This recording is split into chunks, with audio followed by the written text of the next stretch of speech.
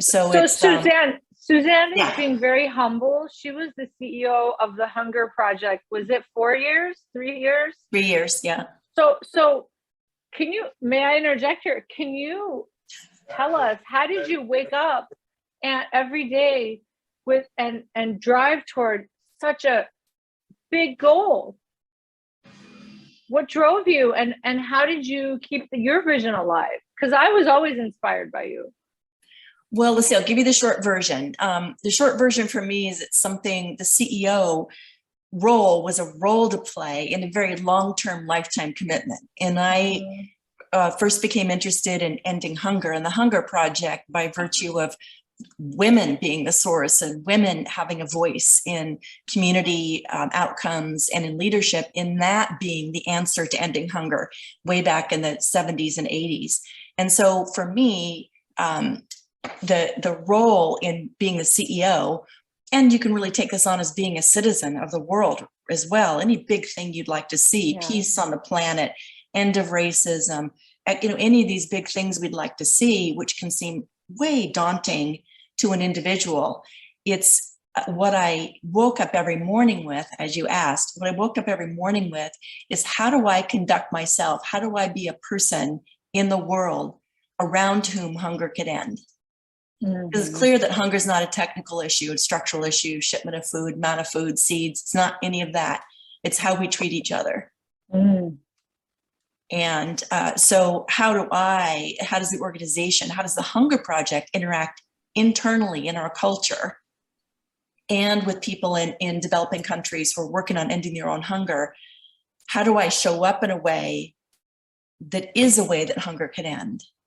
Rather than I know the answer and you, person living in poverty and hunger, don't know the answer. Let me tell you my brilliant answer. That is continuing the condition that would keep it stuck. It's patriarchy, it's arrogance, it's know-it-allness, all those things. So I said I was going to make it short. Anyway, that was short, and it's the we. Everything comes back to the we, right? Yes. And it's not as much as we tend to think too. I was listening to a social scientist was telling us, explaining on a podcast, that what it takes to shift a conversation, so to elevate a conversation, change a conversation, what it takes is 3.5% of participation.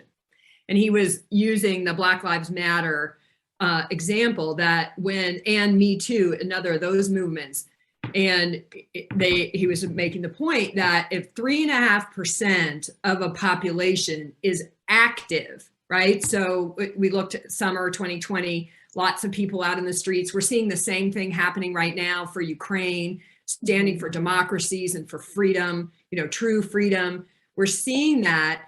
And I just grabbed a hold of that number because I was like, what? Are you sure it's not 30%? Are you sure it's not half?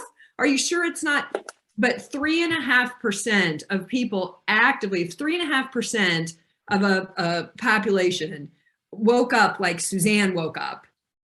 It probably wouldn't take a lifetime to end hunger. So it's useful to start to, like, this we power. We're going to, again, spend a lot of time. This is the secret in the summit. Okay. This is what the summit's really about. I wasn't going to tell you, but the secret is, it really is about how do we tap into the we power that we have, and we feel it as individuals when we get connected with others that are passionate. They don't even have to be passionate about our same thing.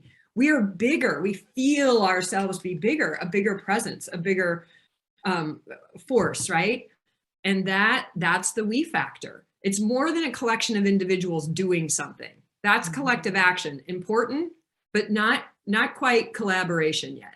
So anyway, I just want to put in that 3.5% because that was a teaser, Anne. Yeah, I was so excited. I'm like, what? It's only 3.5%. If we took a survey, at the point when Shahrzad and her community action team had 3.5% of that neighborhood showing up at those meetings like that, things started to change.